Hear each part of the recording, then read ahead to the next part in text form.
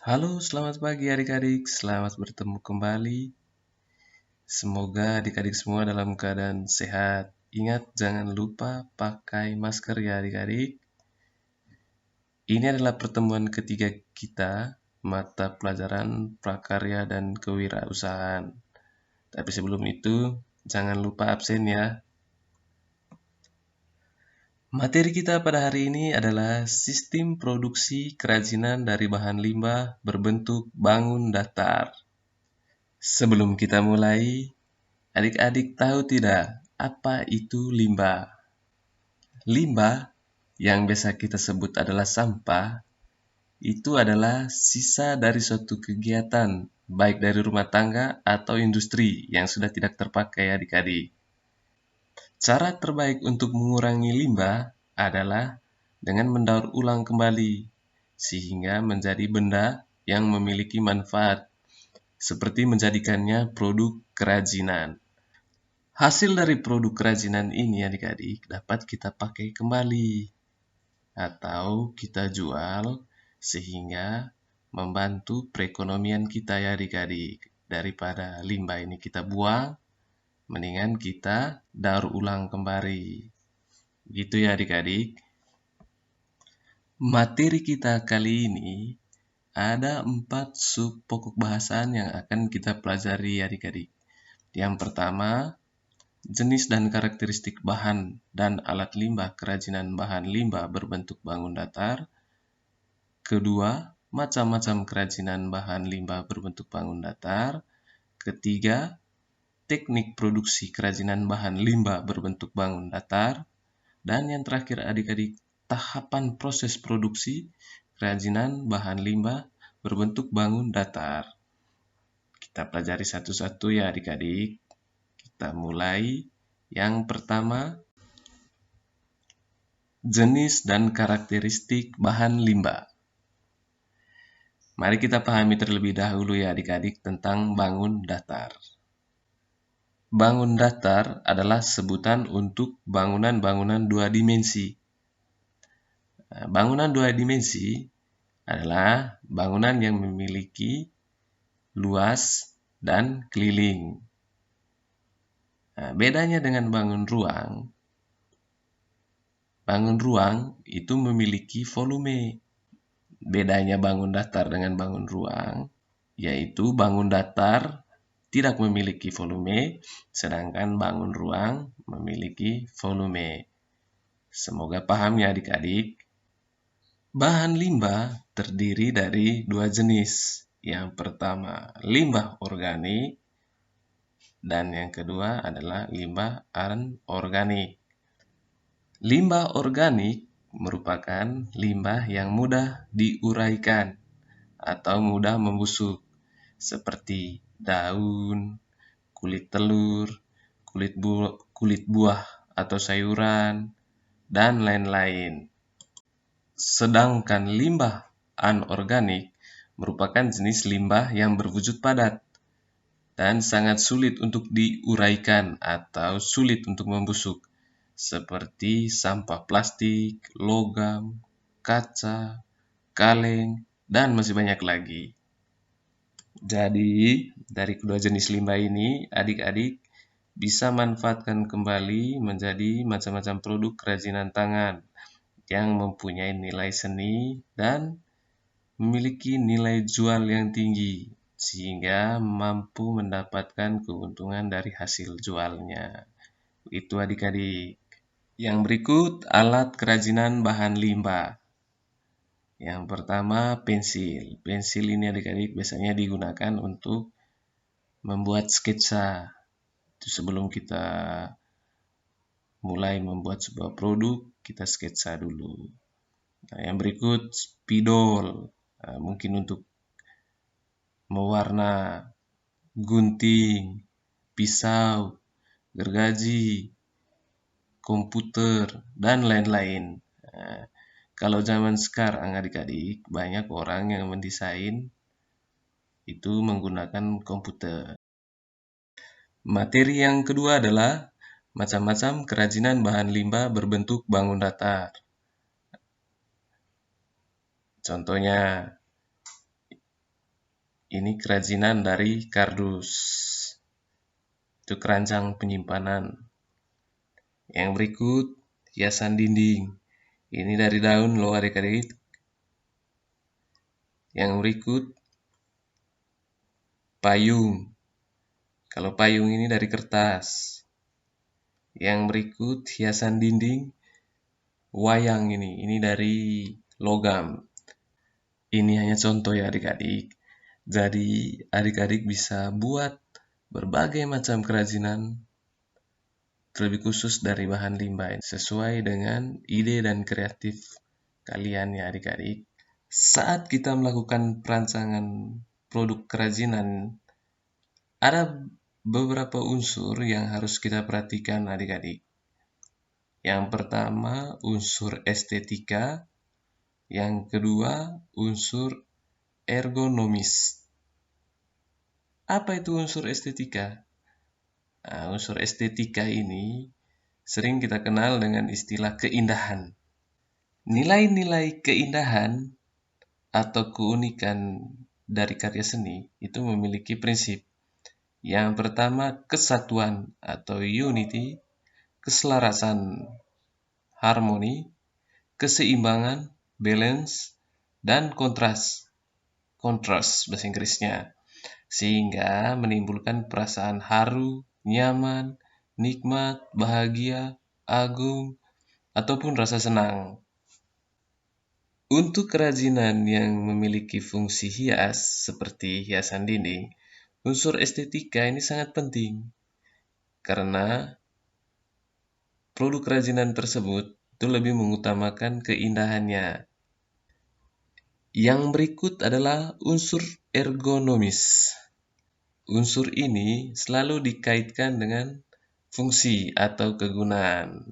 Nah, biasanya yang perlu diperhatikan, yang pertama itu adalah keamanan atau security-nya, yaitu jaminan tentang keamanan orang menggunakan produk kerajinan. Jadi, kita merencanakan produk itu harus memperhatikan keamanan. Jangan sampai saat orang menggunakan produk tersebut merasa tidak aman. Yang berikut, kenyamanan atau comfortable. Nah, maksudnya saat orang menggunakan produk tersebut mereka merasa nyaman, dan yang paling penting adalah praktis untuk digunakan. Yang berikut, keluasan atau flexibility. Usahakan produk kerajinan itu wujudnya harus sesuai dengan fungsinya. Jangan sampai modelnya lain tapi fungsinya lain, sehingga orang bingung ini produk ini untuk apa. Kedua unsur ini bisa kita pakai untuk merencanakan produk kerajinan dari bahan limbah berbentuk bangun datar, unsur estetika dan unsur ergonomis. Materi yang ketiga adalah teknik produksi kerajinan bahan limbah berbentuk bangun datar.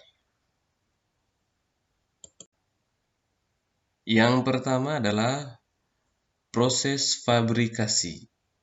Nah, proses ini menggunakan alat mesin untuk menjadikan bentuk baru tanpa harus sejenis dengan aslinya, seperti pembuatan sepatu, tas, dan lain-lain.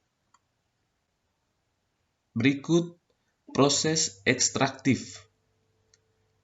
Proses produksi yang dijalankan dengan mengambil bahan baku langsung dari sumber alam, seperti pertambangan. Yang berikut, proses sintesis. Proses ini mengkombinasikan beberapa bahan dalam suatu bentuk produk, seperti pembuatan obat-obatan dan kimia. Proses analitis. Proses ini menguraikan atau memisahkan dari suatu bahan mentah menjadi beberapa macam bentuk yang merupai jenis aslinya, seperti BBM, aspal, dan lain-lain. Dan yang terakhir adalah proses assembling atau perakitan. Proses ini yaitu merangkaikan atau merakit beberapa produk atau setengah menjadi produk baru tanpa merubah bentuk fisik, seperti perusahaan mobil, pesawat terbang, dan lain-lain. Adik-adik, itu adalah berapa berapa teknik produksi yang biasa dipilih oleh produsen untuk melakukan proses produksi. Jadi adik-adik tinggal pilih untuk melakukan suatu proses produksi. Materi kita yang terakhir adalah tahapan proses produksi kerajinan bahan limbah berbentuk bangun datar. Dalam proses produksi, seorang pengrajin harus memperhatikan 3 hal, yaitu bentuk, fungsi, dan bahan. Yang pertama, bentuk. Yang dimaksud bentuk pada produk kerajinan adalah wujud fisik. Jadi, produk kerajinan itu harus memperhatikan unsur estetika tadi, yaitu unsur keindahan. Yang berikut, fungsi.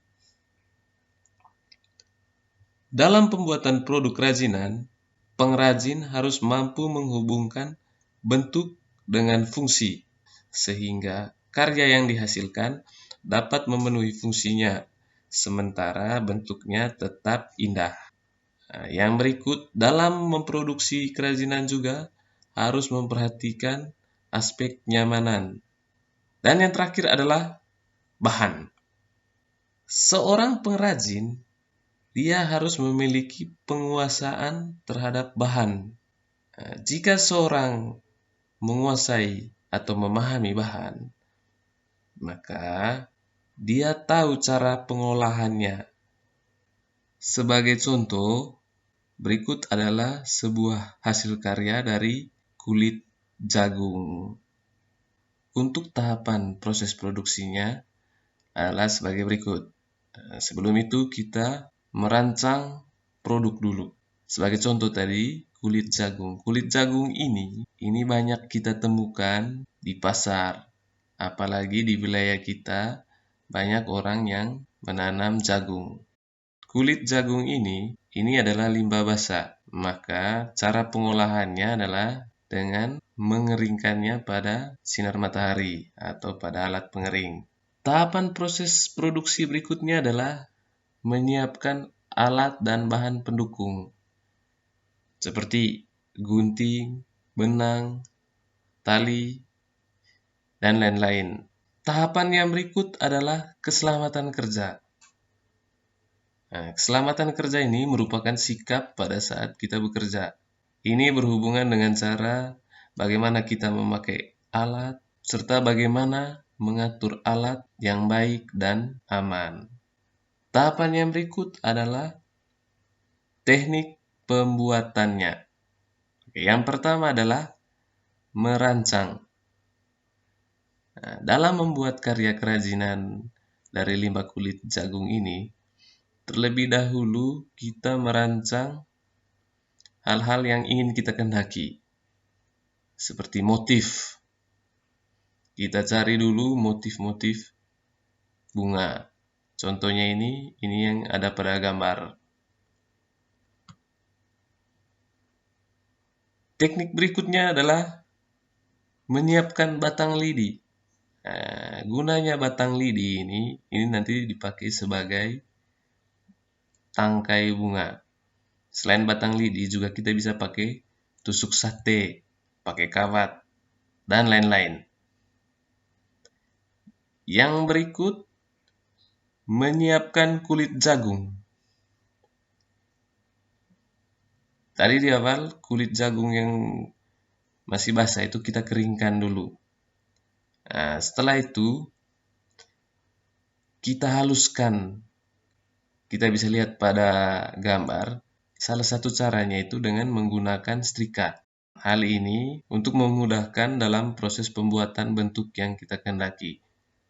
Teknik yang berikut yaitu membelah atau menggunting kulit jagung. Kita gunting menjadi beberapa lembar untuk dibuatkan kelopak bunga sesuai dengan yang kita inginkan.